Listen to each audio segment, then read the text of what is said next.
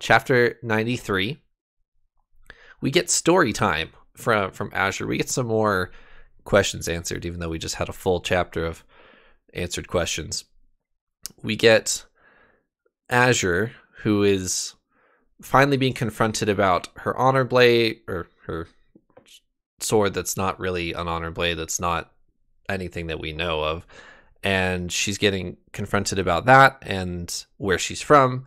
And we get a couple answers. Azure says she's from a faraway land and she came to Roshar through Shadesmar.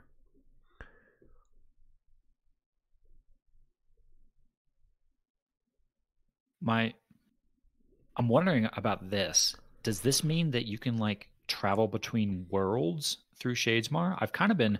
We've already kind of guessed that maybe Azure is from somewhere else. And when we say somewhere else, I'm thinking like another planet, another system, another world. But is this implying, if that's true, is this implying that you can use Shadesmar to sort of travel to other planets, to other completely different locations? That seems crazy.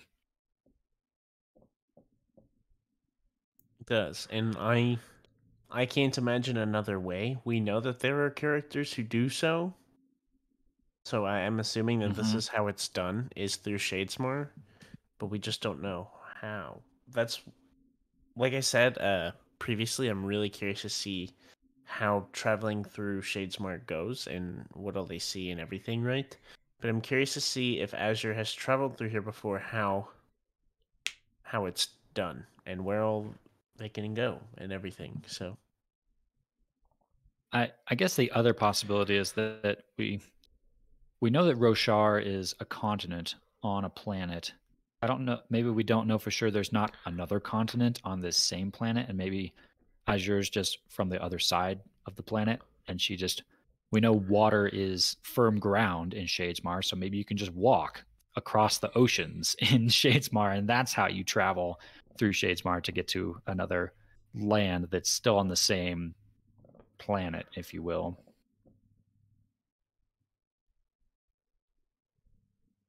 She does mention something else here that's interesting. She says that she came chasing a criminal. And that's an interesting thought. I thought of one of is it the very first interlude with Ishik back in Way of Kings? And in that interlude, there's some people from somewhere else chasing Hoyd, and that that seems similar. People traveling from somewhere else chasing down a certain specific person. Is that who Azure is chasing down? Is that who she's come after? Is our good friend Hoyd, who seems to pop up everywhere? I mean, Hoyd could certainly be a criminal in the world of Warbreaker. There's so many stupid rules, and like you gotta bow to Sabron, and Hoyd be like, no, like. Yeah, he would like make a joke about it. I wouldn't be sure that Hoyd's not a criminal in this world. He doesn't seem to care about some of those sorts of things.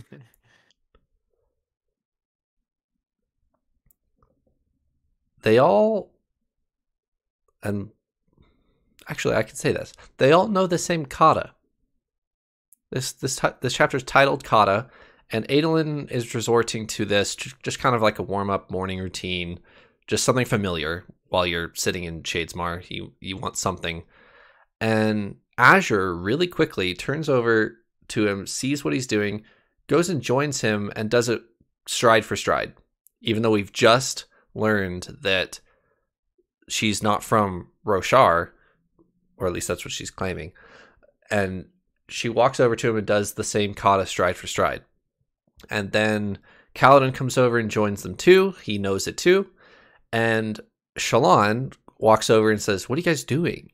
And then Adolin starts explaining, and then Shallan says, oh, I know what you're doing. You tried to teach me that. And I think we might be able to draw a couple conclusions based on this. Where did Adolin learn it from? And they talk about this. I assume it was from Dalinar. He said it was Or from his was sword master. Oh, that's right. And That's Adolin right. thinks to himself, wait, how does Kaladin know it? Oh, Kaladin knows it from Xyle, because he trained with Xyle. And then he turns to Azure's like, wait, how do you know it? And Azure says, oh, from my sword master. Mm-hmm. And I've already once before drawn a line between Azure and Xyle just by kind of the way they talk. They tend to like reference random things that don't make sense, sometimes dealing with colors. And so I've already guessed that Xyle is from a different world. We now know that Azure is from a different world. All of a sudden, Kaladin and Adolin and Azure all know the same kata. Two of the three having been trained by the same person does not seem like a big leap to guess that maybe Azure was trained by the same person. Now we have a link between all these things. And just to clear up the theory here, at the end of Warbreaker, how does the scene end? Do you guys remember, like, what the very end of Warbreaker is? I don't think I do. I remember they No. defeat the bad guy. They defeat the bad guy. They wake up all the Nightblood, and everything is like. They wake up all the statues. They run after the army that was being released. Oh yeah. You remember that? And then at the very end, like the last two paragraphs, Vasher is walking out of the city with Vivenna, and Vivenna says, "Now what?" And Vasher says, "Well, I'm going to go search for more like good deeds to do. You can come with me if you want." And Vivenna says, "Great, as long as you teach me the sword." And that's how the book ends. And I've already also, when making crazy wild theories about Xyle, trying to pick, hey, if there was a crossover person, who could it be? I wondered, I don't know if this is actually like I think this is true, but this falls in the what if category. What if Xyle is Vasher? Now it's kind of in that same vein. Can we also guess that maybe Azure is Vivenna? We already talked about the hair thing in the last episode of how Vivenna had good control over her hair color, but also it sometimes slipped and her hair changed colors. That seems to have just happened with Azure. We might be talking about the same character. It's possible. And there's one other thing I was going to say, but I don't remember. Oh, back in a Xyle interlude, when Kaladin just got bested by Zeth, and he comes back to Xyle and says, "Okay, I need to learn how to fight against a Shardblade. Like, that's really important." Do you guys remember what Xyle said? It's a quick one-liner. It's an internal dialogue to himself. Xyle is talking about, "Oh, I had a voice inside my head a long time ago. Oh, yeah. And I miss that. I don't have it anymore." Yeah. All things definitely point towards Xyle just being Vasher. Well, at least with all this evidence, right? I'm wondering, like, when did he lose Nightblood? And how did he lose Nightblood? How did Nail get it? Like, how does... That would make sense with, like, what we were saying with the shard blades, I guess, that Azure has, and Nightblood. That doesn't mean they're from the spiritual realm or anything like that. We don't know, but they did come from somewhere completely different, like another world. So that would make sense why it can be in the cognitive realm, I guess. But and not only how did Vasher lose Nightblood, how did Vasher lose Vivenna? Why are they not together anymore? yeah, Or that's also a good point. maybe Vivenna is Azure, and maybe that's who she's looking for. Maybe the criminal she's looking for is not Hoyd, but is Vasher. And maybe she's not like chasing him down to bring him to justice. Maybe she's almost just kind of referring to as, oh yeah, that criminal Vasher. I'm here for him. Yeah.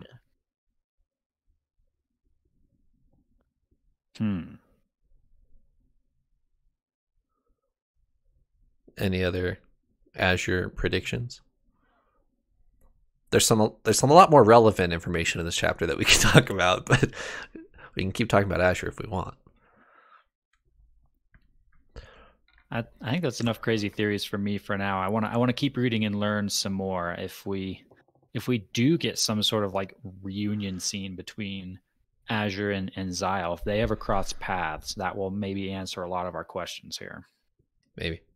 Or even like Azure and Hoid might tell us something. Mm-hmm.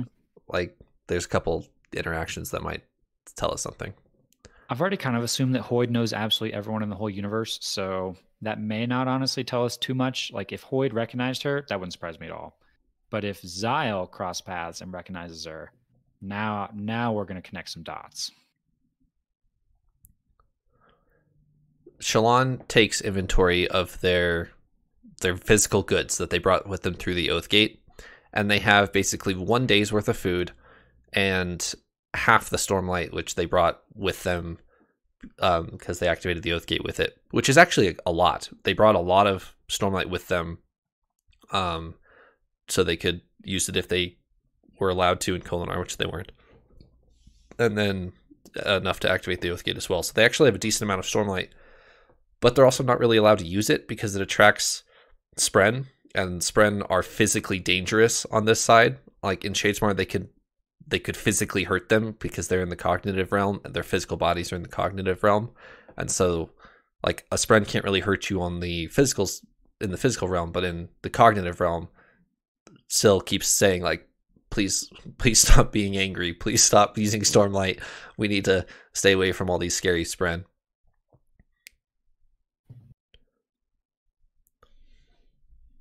It is something I never really thought about, is our like little bitty teeny Spren in the physical realm that we see, like Rot Spren, Anger Spren, like all of them, Fear Spren. Like I didn't think about them in the cognitive realm being like actual full-size monsters and things and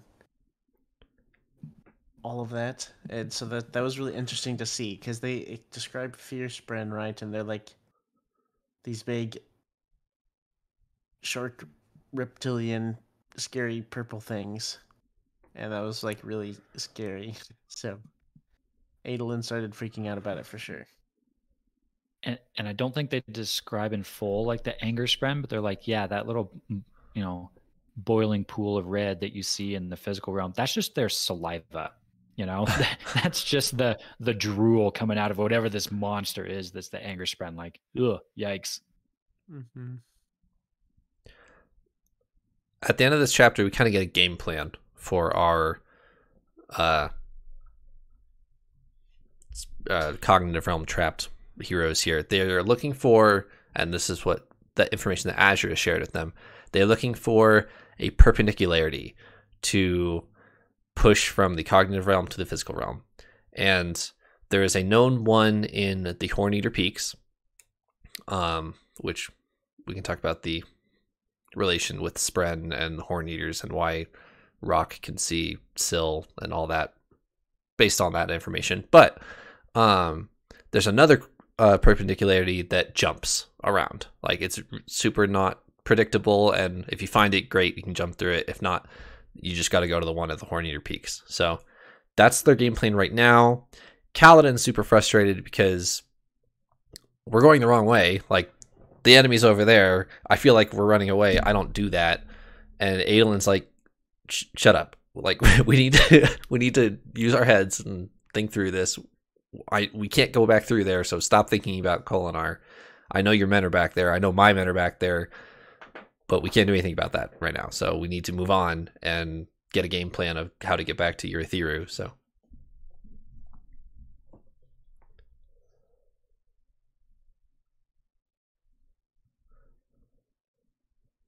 I kind of pulled 95 into this as well, so I'll keep talking about that. Syl talks about Shadesmar and how there's Spren cities and Spren civilizations in Shadesmar, and she lived in a big city before. She kind of remembers it, not really. And then Syl kind of coincidentally lived through the Recreants because she bonded a Knights Radiant way back when, and he died right before everybody abandoned their Spren. So she was kind of lost and hadn't bonded another Knight's Radiant yet, and then the Recreants happened, so she was saved, and the rest of the Spren died, is the implication there. The part about the city caught my eye. She specifically too says that her city was in the west of Roshar.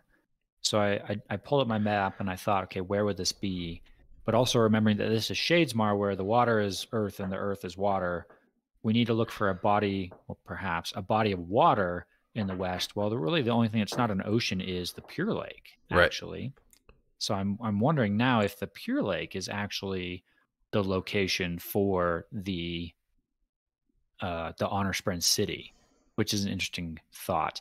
And I also thought of, didn't we have, it was either like a Yasna chapter or maybe it was an interlude somewhere where there was like a city in the Pure Lake and they were wondering like, hey, what happened to the city? Where is it? Thing? It was a Dalinar. It was the Dalinar flashback that we got where they're hunting, and it's the first reference we get to Ja Anat, and there's this huge fortress like in the middle of nowhere, and he assumes he's in the Pure Lake because he's running through what he assumes to be the Pure Lake. That's the reference you're thinking of, and he's like, if this is in the Pure Lake today, I've never seen it, and it's a well-kept secret. But if this is the Pure Lake, then this does not exist today because it's huge. Right. And I don't know if that's related at all because, I mean, we're talking about Shadesmar where, again, opposites. So that the water of the Pure Lake could form the solid foundation of a massive city in Shadesmar. Or it could just be on one of the oceans to the west. I think that's also possible.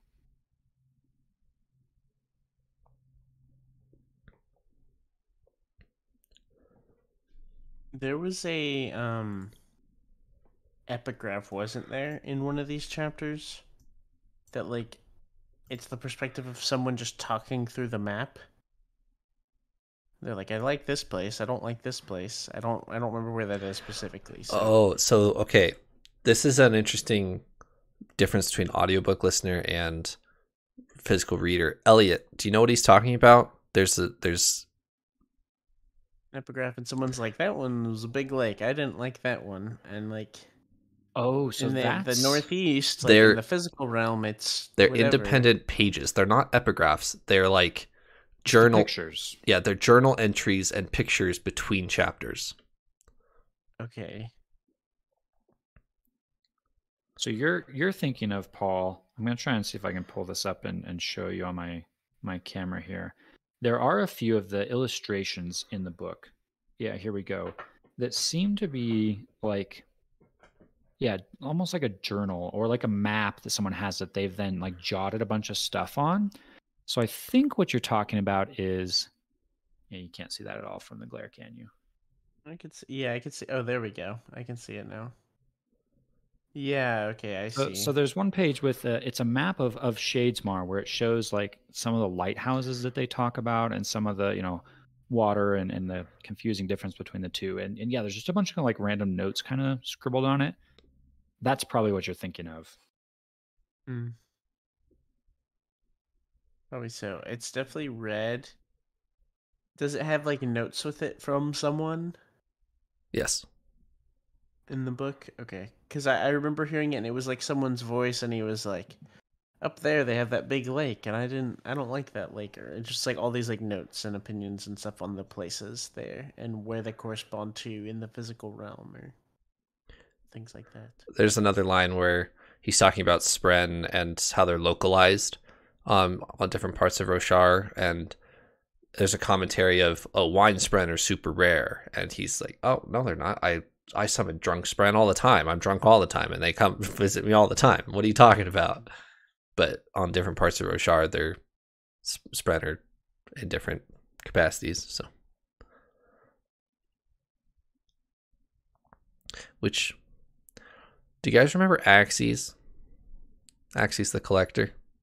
If he's he's the R Immortal Aemia guy who's walking around Roshar trying to collect all these Spren samples. Why doesn't he just go to Shadesmar? You know, like, Just Great go to question. just go to the source. Why are you trying to produce so many Spren all over Roshar? He's doing like a world tour. Why not just go to Shadesmar and take notes there? Yeah, it's probably that easy too. He could just hop on a plane to Shadesmar and True. yeah, And that's what he should do. Interesting question, actually, because this will bring us back to the whole shadows thing. Because we know in Shadesmar, shadows go the wrong way. Our characters who've just gone to Shadesmar that have noticed this, where their shadows stretch out towards the sun in Shadesmar, not away from it. Axes has a shadow that goes the wrong way. I think we've seen that at least once. Yep. So, and we haven't solved that riddle yet of why do at some points in the physical realm shadows go the wrong way, which we know is a Shadesmar thing. So that makes me think that Axes has at least been to Shadesmar or knows how to go back and forth or is somehow like partially in Shadesmar and the physical realm all at the same time. So why doesn't he do his Spren hunting in Shadesmar? Yeah, great question. I don't know. Yeah, from what I remember, we talked about this before, and from what I remember, we talked about the other time we've seen it, which was in the prologue with Yasna, right? Mm-hmm. Yep. Of Words of Radiance, where her shadow goes the wrong way, and then she goes to Shadesmar, and we kind of took it as like you're kind of between the two almost, like it's a sign maybe. Yep. I think of it of like, I basically think of going to Shadesmar as it's not random, but sometimes it feels random. It's like, oh, they just fell into it. Like sometimes you don't mean to, I guess. And you're just trying to go to work sometimes, and you just, oh, dang it, Shadesmar again. Sorry, guy, man. I'll have to tell my boss I'm gonna be late. Yeah, I'm sorry I'm late. I fell into Shadesmar. Yeah, exactly. Had to go to perpendicularity, jump back through. Sorry. Yeah, exactly. And then I lost my train of thought, Trevor. Come on. Sorry. Shadows. Yes, shadows, Axes, Shadesmar. Confusing. Do Yes. Do they answer this question? Why don't they use the Stormlight and Shallan's ability to visit Shadesmar to jump back out of Shadesmar? Did they answer that? Because that was a genuine question for me the first time I read this was, wait, we've seen this. Yasna said don't go to Shadesmar without a bunch of Stormlight. They have a bunch of Stormlight. Like, why not? Like, maybe it would take Shallan a little bit to figure it out, but like she hasn't really done it a lot, but she does have the ability. That's a great question that they don't really talk about. They talk about her soul casting, and they're like, oh, just soul cast us some food or something like that. And Shallan's like, well, I can do that, but it's not going to do us any good because the food I create is going to show up in the physical realm, not here. I can pick up a spren from here and turn it into something, but it doesn't do anything for us here in Shadesmar. But that is a great question. Shallan has been able to travel to and from Shadesmar before. Can she not just do that and go back? Or is that a Yasna specific ability with the travel part? And Shallan can only talk to like the beads from the physical realm. I don't actually know the answer to this off the top of my head. But Shallan's done it. She talked to the stick for 20 minutes in Words of Radiance. Was she in Shadesmar though, or was she still in the physical realm talking to the stick? Good I question. think she was in Shadesmar. I thought. She's accidentally gone to Shadesmar in Way of Kings. Yeah. Maybe she wasn't. Yeah, okay, so she went to Shadesmar whenever she made the boat disappear, right? Yes. Then with the stick, from what I remember, she was trying to and couldn't. But I don't remember that well. Mysteries. I don't actually know the answer to that question. Wow. Stumped. We did it. Because 81 episodes. We stumped him. Exactly. All right. Moving into 94, we have a quick flashback to Dalinar chapter, and it's more just depressing, drunken Dalinar. He's completely wasted. He's looking for more alcohol, and poor Renarin comes up to him and says, hey Dad, I've got a bottle. This is what you want, right? This'll help you. You just need to rest. Like, go rest, please. And Dalinar has this just crushing moment of like, man, why don't my sons hate me like I hate myself? Granted, his sons don't know what happened. So whenever the truth comes out in modern day of, hey boys, I accidentally killed your mom 8 years ago. I never told you about it. How's that going to go down? But in this flashback chapter, it's just Renarin trying to appeal to Dalinar and say, hey Dad, I got you a bottle. I know that's what you were looking for. And Dalinar is just sobbing uncontrollably about it. This chapter hit me pretty hard. This was an emotional one, as I've actually noticed that now that I'm a relatively new dad with sons, some of these scenes with Dalinar and his boys, sometimes those are some of the most hard-hitting chapters in this whole series, actually. And this one was particularly powerful, where we see Dalinar in this just state of brokenness, and his two boys just trying to help. And I gotta say, this chapter and the previous one, like, Adolin keeps a very impressively positive attitude. Absolutely. Even through these scenes. Like, young Adolin, he's clearly affected by his dad, but he's also like, he's not letting him get it down. He's still like the happy, I don't want to say quite go lucky, but the positive Adolin that we know. And he's striving to succeed in duels and stuff. He's doing really well in his training, even though he hasn't had a dad there for him for 3 years or 4 years. Exactly. And to see this scene where, Dalinar just pushes him away and wants them to hate him because he hates himself. And like, how could you love me? How are you not disgusted with me because I'm so disgusted with myself, is just painful. That's hard to watch, that kind of unfold, that relationship that he's got there. And then just that the moment where Renarin comes back and is just like holding him is just like, oh man, I might tear up in a movie adaptation of that if it was done emotionally. Yeah, absolutely. And like Way of Kings, Adolin and Renarin have this context of Dad used to be a drunkard, and now he bans all alcohol from his army. And so they honor that because of this scene. Like they understand what, like, Dalinar may not fully understand why he's enforcing these codes because of what he used to be. He doesn't remember, but he might remember that he drank a lot, but he may not remember why. And so Dalinar in the Way of Kings is enforcing these codes of no alcohol while we're at war, and Adolin and Renarin try their best to live up to that because of what they've seen it do to Dalinar.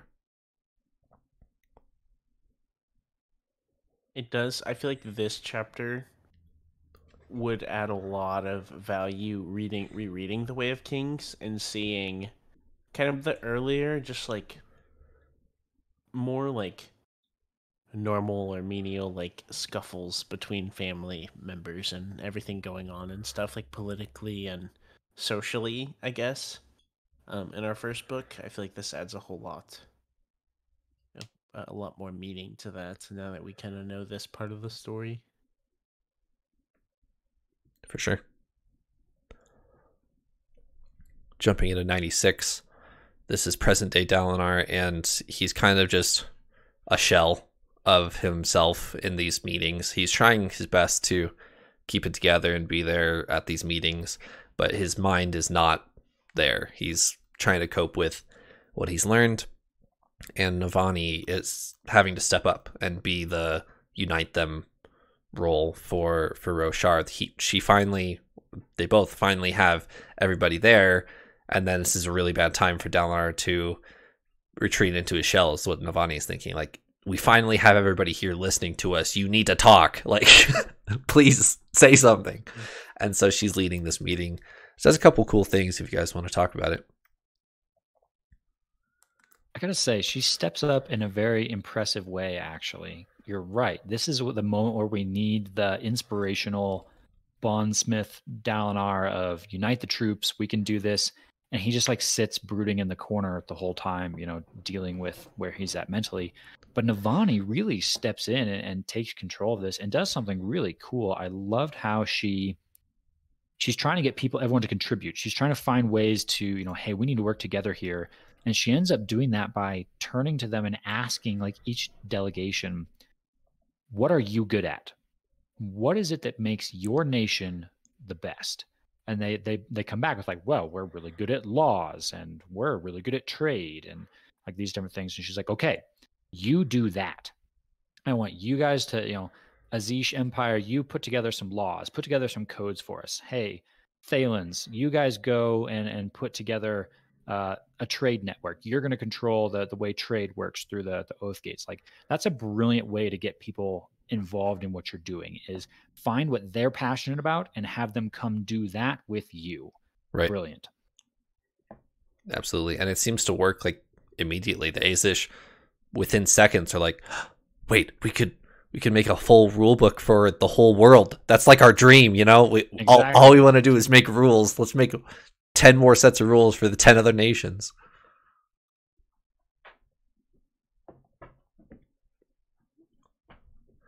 That was cool. So I don't know. I feel like I've given Navani a little bit of the like book 1 Shalon treatment, and I'm like, okay, world building. Like that's where my mind goes. Right.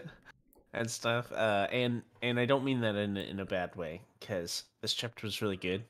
But it took me a little while to like appreciate it. This was more action, like important and poignant, because I was also I was really curious to see like what is Dalinar doing in the midst of all of this, because our other characters are really on the edge of like death and crisis, and like everything is absolutely crazy. What is happening on the other side of the world? And it's definitely like an uphill mental battle right now for Dalinar. And it's really cool to see Navani step in. And I could see this as a point where Navani begins to approach a more major character arc, but also I could still just see this being, showing her as a loyal like support for Dalinar and leaving it at that. We do have a lot of characters to follow, so I would honestly welcome that if it's just like this is a Navani chapter to show she's like doing a lot to support Dalinar and is like a really like important role, but not like as much depth to her character, I guess. Right. Our cast is getting rather full. We've got a big list. we've added Azure, we've added back in Zeth, we've added a lot of characters that we weren't really talking about even at the beginning of this book. Yeah, no joke. I think of that mostly with our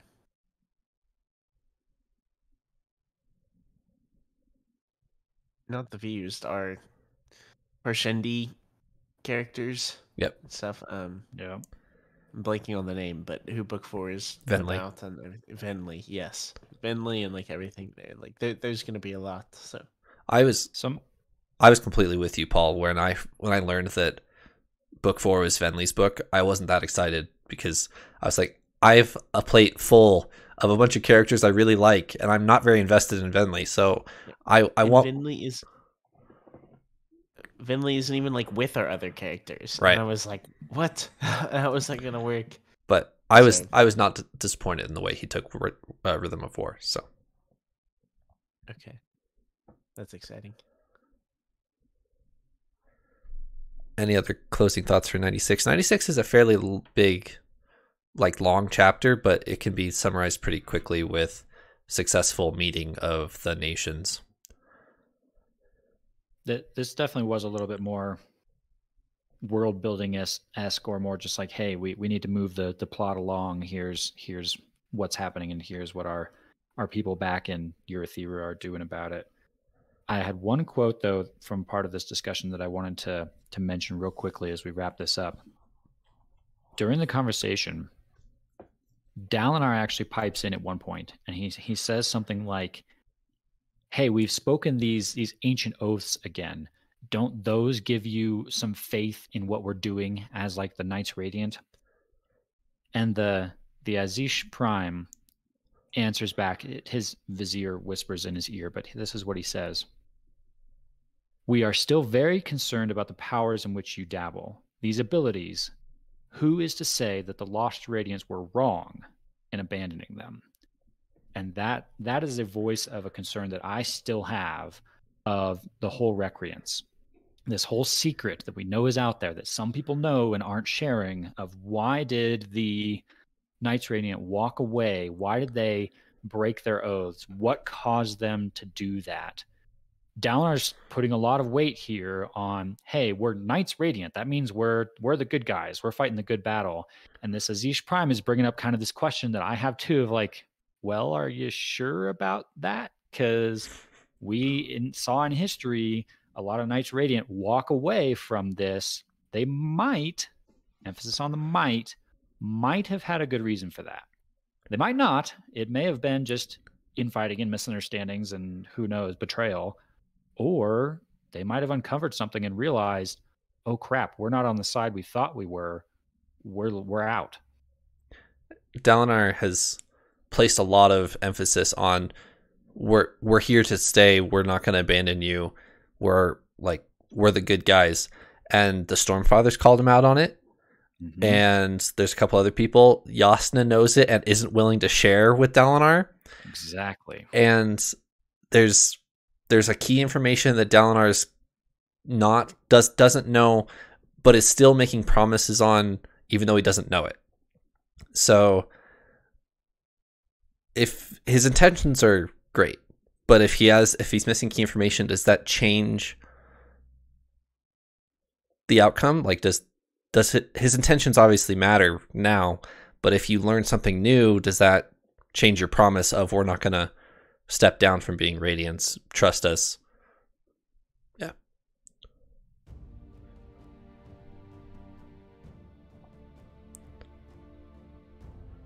Any closing thoughts? Just the same one I feel like I've said at the end of the last 6 episodes. Let's stop the recording and go read, because I want to know what comes next. The 2 episodes ago, when I told Paul that Szeth was a point of view character for part 4, and Paul basically said, "Okay, the episode's ending right now because I'm going to go read." Bye. Yeah, I really enjoyed that. I think I did the reading like these past 2 episodes instantly in one day each, like for sure. Like it was no more than 2 days spent finishing the first read through. So also in the meantime, I finished Mistborn. Fun fact: the first book, and I'm in the second part of the second book. So that's been fun. I've just been on a reading spree. Pretty soon you're going to be another Cosmere expert, and then I'll have to ask you questions that you won't answer for me. Yeah. No, I'll answer them. I'll be nice. There we go. All right, in order to... I'm not a Skybreaker, I'm a Windrunner. I'll be like, yeah. Yeah, rules. Know this. It's not against the rules. Yeah, rules. Who cares? Rules or whatever, so... Yeah. All right, let's read more and talk next week. Thanks for joining me, Paul and Eliot. See you next time. See ya.